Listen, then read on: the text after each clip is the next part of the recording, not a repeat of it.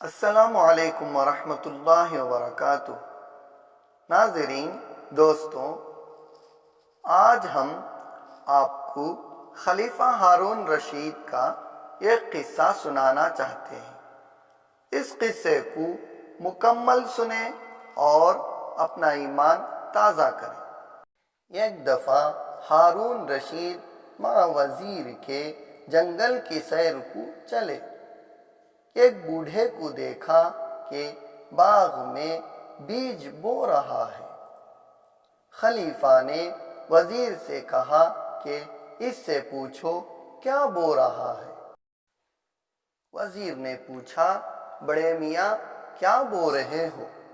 کہا، کھجور کی گٹلیاں بو رہا ہوں، یعنی کھجور کے بیج بو رہا ہوں۔ خلیفہ نے پوچھا کہ یہ کتنے سال میں پھل لے آئیں گے؟ کہا، 20-25 سال میں۔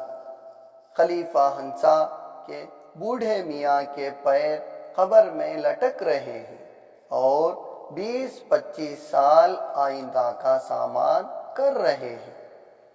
وزیر نے یہ بات بوڑھے میاں سے کہی تو کہنے لگے کہ اگر سب باغ لگانے والے یہی سوچا کرتے تو جو تم سوچتے ہو، آج تم کو ایک کھجور بھی نصیب نہیں ہوتا۔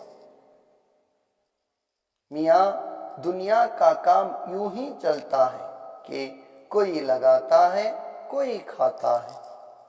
خلیفہ نے یہ معقول جواب سن کر کہا، نعم، یعنی بے شک صحیح ہے۔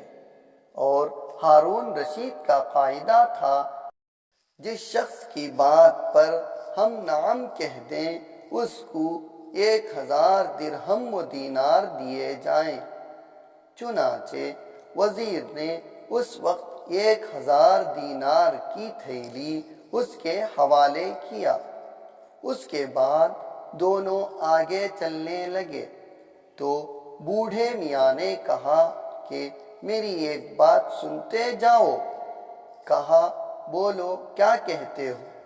کہنے لگا کہ کسی کا بیج تو 20 سال 25 سال میں پھل لاتا ہے، مگر میرا بیج ایک ہی ساعت میں ایک ہی وقت میں پھل لے آیا۔ خلیفہ نے کہا، نعم۔ وزیر نے 1000 دینار کی دوسری تھیلی اس کے حوالے کیا، پھر آگے چلنے لگے تو بوڑھے نے کہا، ایک بات اور سنتے جاؤ کہ کسی کا بیج تو سال بھر میں ایک بار پھل لاتا ہے اور میرا بیج ایک وقت میں 2 مرتبہ پھل لے آیا۔ خلیفہ نے کہا، نعم۔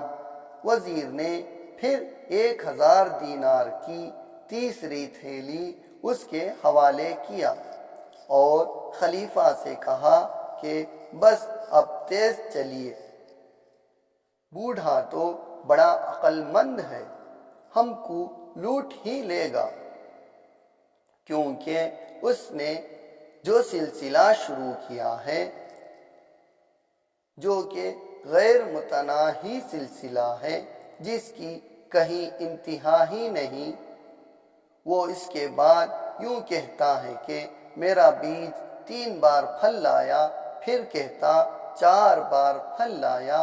اس لیے وزیر نے سلسلہ غیر متناہی سے بچنے کے لیے وہاں سے چلنے کا مشورہ دیا، کیونکہ متناہی سے غیر متناہی سلسلے کا حق ادا نہیں ہو سکتا۔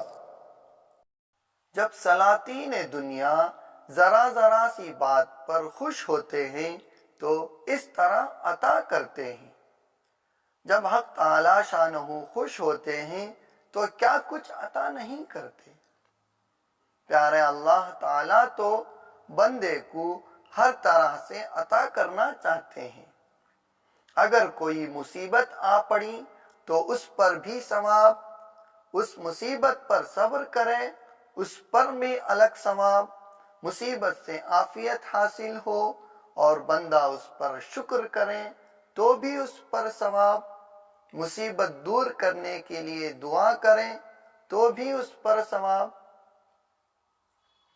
پیارے اللہ تعالی ہم پر کتنے مہربان ہیں، ہم سب کو اللہ تعالی کی فرما برداری کرنے اور پیارے اللہ کی ہر نعمت پر شکر ادا کرنے کی توفیق عطا فرمائے، آمین۔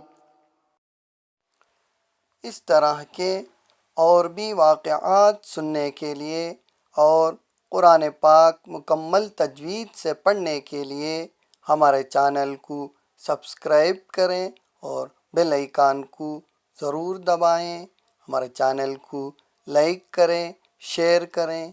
جزاکم اللہ خیرا۔